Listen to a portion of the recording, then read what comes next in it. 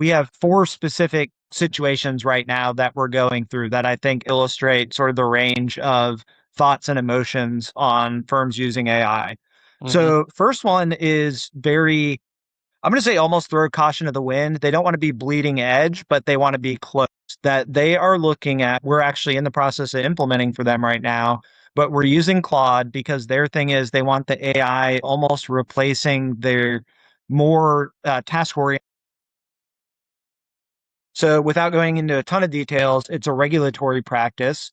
And one of the requirements is there are governmental laws around what needs to be publicly listed and disclosed. So they have these templates internally where it's here's these 20 items that need to be evaluated on a regular basis on these websites. And so we've built the AI out to scrape the websites, compare against the firm's internal guidance, and then it produces a report saying this stuff is out of compliance. It needs to be adjusted. So that sort of thing where it's very black and white task-based work. The majority of it is public record, so the confidentiality concerns are not as much. But some of it where it's like work in progress and the firm's actual work product is their thing was like, nope, we still want it to go out. The AI is going to make the be done. It's you get in that weird thing where the strategy of law, and it's not strategy because the firm is providing the playbook to the AI, but it's where they would normally hand off to a legal assistant. The attorney comes in, kind of evaluates and said, here's these 20 things I need you to get ready for me. That's where they're trying to leverage the AI. So that's for clear guidance. That's really a more cutting edge case, and that's not typical, but those firms are out there. The thing that I've seen though is most of them, they sit there and they go, Spencer, I want AI. I want it to do these things for me. And then you're like, okay, well, what things? Like, I don't know. We need to be using AI. It's 2026, that sort of thing. Right. They can't really tell you. They just want to be involved. They want AI in their firm because everybody's telling them that. And in a lot of cases, we still have one of my favorite conversations we've had. Trey and I talked to a firm recently, transactional real estate practice, and he kind of gave us that speech. And we said, "Hey, man, what's your billing model?" And he said, "We're purely hourly." Okay, are you willing to look at moving to alternative fee like fixed fee? He said, "No, I really don't like that thing." I said, "Well, then don't do AI because that's gonna, it's gonna cut your billable work back. But at that point, what lower your rate, get some more lower paid attorneys, that sort of thing. Um, why are you using that's not really a ethical thing to me, but he just hadn't thought about that. And so that turned into a good conversation because then it was, oh, okay, guys, can you help me? Let's talk about what alternative fee models look like, Right. which is great for the client because now at this point it's, hey, I'm paying, $1,200 per title or something like that instead of 600 for this one, 4,000 for this one, that kind of thing. So it's a win-win. But that goes back to the conversation of a lot of these firms are saying, I want AI, but they don't realize the implications of it. So that's kind of the first. I'm going to stop for a second. That's kind of the first the I want AI. Some of them have a plan. I would say 10% of them have an actual plan, want to use it. The rest of them are just literally coming in saying, I heard you guys do AI. What should I do? Which is kind of neat from a consulting Yeah. standpoint because we get to look at the practice area and say, here's what you could be doing. Really good counterexample insurance defense is driven entirely by the carriers. Alternative fee is not an option. Those guys just the margin's already low enough. They're not going to spend on AI. So when we talk to an ID firm about AI in the actual practice of law, it's like, guys, this probably isn't for you. So that was kind of an interesting. So that's the first persona. Jumping to the opposite end of the spectrum, we're going to finish in the middle here. But opposite end of the spectrum, where I think Superwisdom is an awesome fit, is the firms that go, I want confidentiality concerns. Our clients have major confidentiality concerns. We've talked to a number of firms where their clients said, it needs to be extremely limited or no AI usage. I don't want to worry about what Claude is or is not doing or what Microsoft's going to change next week. Their biggest value is going to be confidentiality. And truly, I know most firms say that, but there's a degree of most things you put in the cloud, you kind of trust, but verify. There's only so much verifying you can do versus a platform of The cloud and SaaS and software is almost always convenience, functionality, features first, versus the super wisdom where it's like, no, we are confidential, stop, security first, second, and third. There's a handful of products out there like that, and these firms, that's what they're looking for. Where it's, Yeah. just the first call is I have an or. I mean, the product is going to do everything it can to protect my data before it does anything else. Yeah. And Yeah. so there are a lot of firms out there that are still looking for and asking on that. And they're the ones that are, the last to move to the cloud. They just moved to 365 the last year or two. But those are also the firms that statistically are having the least number of, confidentiality and security breaches too, because they're just slow moving. Right. Um, it's funny how that's that becomes an asset, that slowness. These, in some regards, the way I um, respond when folks in that, uh, especially in the legal profession, ask, how to proceed. I really think I basically I tear a page from the physicians who say, above all, do no harm. Yep. Whatever you do, don't allow anyone to switch on, AI, because the AI brain power is essentially so quick and so smart and so Yep. powerful that it can just soak up your entire uh, storage, Yeah. your entire drive, basically, and along the way, give it to Anthropic or give it to OpenAI through some mechanism, because that's where they're running it through. So I my impression really is Harvey is exceptional, not necessarily in their infrastructure and in their defaults. There's some real questions about how that's actually built and some of the vulnerabilities, and yet the fact that they really are locked on to the AmLaw 100, and they kind of have that reputation that everyone knows that, they're starting to get to a point where even if they had a confidentiality vulnerability in their infrastructure, they're almost too big to fail in the Right. AI legal realm.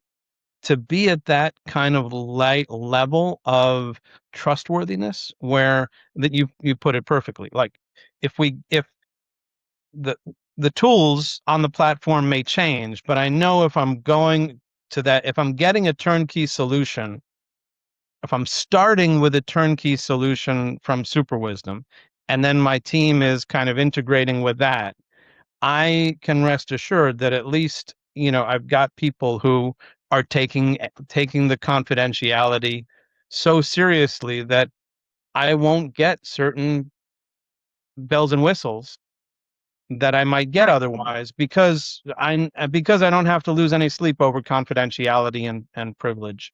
And so I think that's kind of, you're right to define it that way. Um, how can we?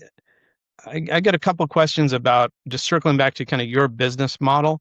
So you have a few dozen consultants working with it, We have about 37 ish. people currently. Yep. So can you handle more employees? Can you handle more clients? Are you able to service more clients with the same team because of AI? And what's your trajectory right now? And what do you, what do you want more of, frankly? Yeah. So let me circle back to that because you just gave me a really good idea. Yeah. Whenever you were talking earlier about the confidentiality piece, I'm gonna paraphrase that I bet you'll remember is nobody gets free. Do you remember that? With Perfect. it Yeah. was IBM, I think was the original. Yeah. That's perfect. Exactly. Yeah. So I that's think a that's the sweet spot to be in. yeah. Yeah, yeah, whenever you were talking about that, that just popped into my head. I was like, that's a great way to put it. And then just briefly too, the other two categories I was mentioning are, I'm going to call them the co-pilot firms, where it's like, security confidentiality is number one, but second. So it's like, oh, co-pilot, I'm not going to go into the not, but just that thought process, right? It's Microsoft. And then, of course, we have the Claude GPT firms where, again, fun little saying that I've come up with that resonates really well is they go, well, Dustin, can we trust Claude? And I said, as much as you can trust Facebook, take that statement in whatever way you will. So, and that's been really good. Everybody kind of gets that concept Yeah. Yeah. of, so, Good. um, And yeah, there's a lot to be said with where in that, OpenAI and its yep, relationship with Microsoft is only one step behind that, and yet yeah, Microsoft is also one of those where how's that going to work? That is a law firm really going to become liable because they trusted Microsoft? right, That starts to become a too big to fail type of thing. You're really going to get disbarred because you trusted Microsoft, and yet, there definitely are gradations in their subscription tiers as well, where it gets pretty pricey pretty fast for what you get. yeah, Those are great references. yeah. And so, is I would say 10% of the firms come in with that cutting edge thing. We've only had, because I think most of them don't realize how expensive that is to start doing that.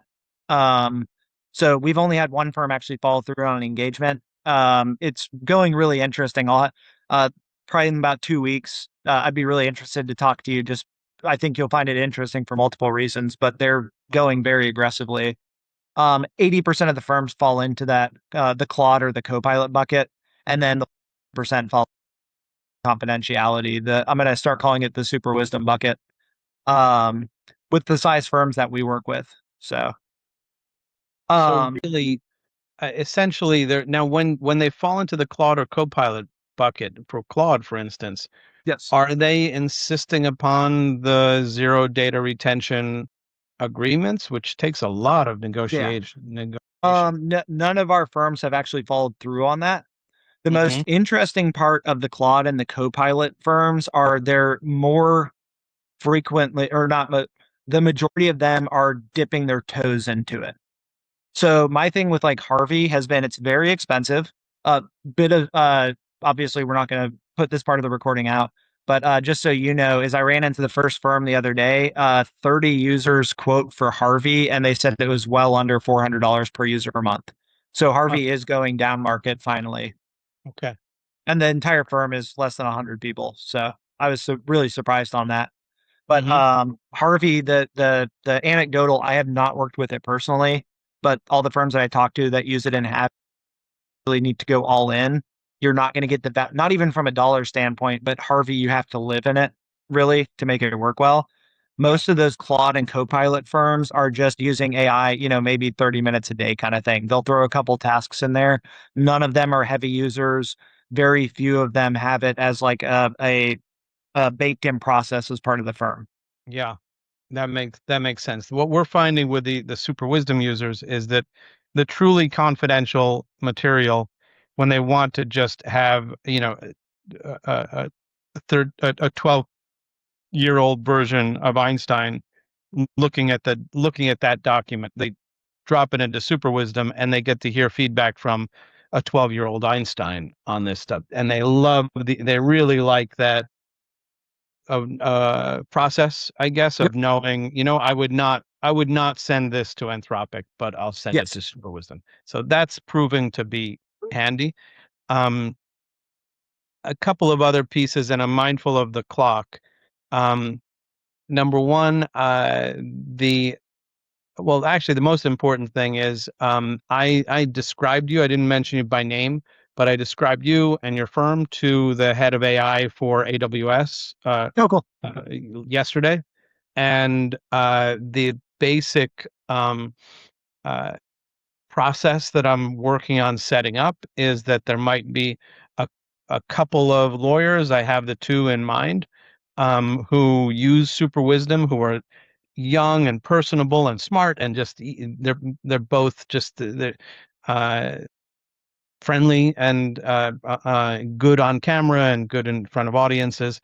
Um, to be able to be beta users as Super Wisdom's functionality improves, to provide feedback to AWS as they help us to get No, neat. more of their tools in, and Frank, to be able to lean on you for the same type of beta user feedback and helping to improve this.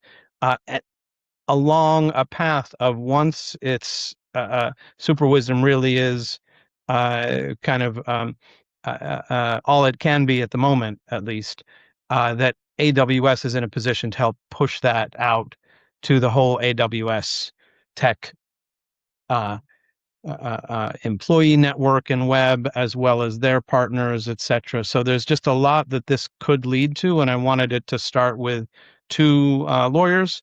And I described yourself, and I think, but we've got Amin, we got me, we got. I think it could be a good little team to kind of help improve super wisdom Yeah. a bit No, there. I would absolutely. I'm kind of intentionally switching platforms. Yeah. So I'd be more than happy to integrate that into my workflow, just from an education standpoint. And then I'd love to introduce you to Kevin is one of our consultants that's just entirely focused on AI at the moment. Oh, cool. I think you would find him pretty brilliant. He is doing a master's program in consciousness studies right now, Wow. which I'd never heard of, is the mathematical study of sleep patterns. Cool. So just like crazy level of Yeah. smart. Yeah. And he's doing a lot of the architecture, integration, design, like spending half his days on a whiteboard kind of thing. So he would be an interesting one, I think, for you guys to talk to as well. He was previously doing practice management deployments and integration work. Cool. Yeah, I'd love to connect with him, and he does sound like a fantastic way for us to kind of quietly keep the conversation going, even when you guys are tied up with other things. And I'll Yeah. keep that Yep. going with Kevin. Great. And Love going that. back to your last question, so yeah, we're across the United, 37 people. We have offices San Diego, Houston, Dallas, Atlanta. Did I miss anything, Trey? Yep. Nope. Small and mid-sized firms, our biggest clients, we'll go a little bit over 100, but our sweet spot is kind of that 40 to 50 person firm. Mm, The biggest piece is we only will work at the COO or partner level. So that's kind of okay. why we're in that bracket, is as they get bigger and they say, hey, you're going to be working with our IT manager. And we're like, no, that's not what we do. Uh-huh. Can't be as working with the IT guy. So one of the things that we have an eye towards is, since I'm in the trusts world historically, and just know a lot of people. We had a $50 billion trust company sign up over the past, I guess, a couple of weeks ago. I don't remember if I told you that, but No, the idea congratulations. of having essentially building a harness for whether it's Claude 4.8 or whichever, whichever, or ChatGPT 5.5, whatever the model is irrelevant. The harness around it would be for trusts practitioners, especially high-end trust practitioners that could then be useful to the trust company world, which is some high dollar stuff, as well as the trust and estates lawyers. So that might be a really nice kind of it will be a good sort of framework on which to build. We have a number of trust and estate firms. One just popped into mind. Actually, I'm going to send them an email to see what they think after Cool. this. The other piece that just made me think too, Spencer, one that confidentiality, we have a very high stakes IP litigation firm. Perfect. Yeah. Okay. Yeah, I be was what I very figured curious you'd what say. they're doing with if they're using AI, if they're way too Yeah. scared of it for that reason, and how they're handling it. It's amazing how 8 out of 10 of the firms who are scared of the confidentiality issue are actually then turns out that we're using Claude and we don't have a zero data retention agreement, etc. So there really is a learning curve for everybody.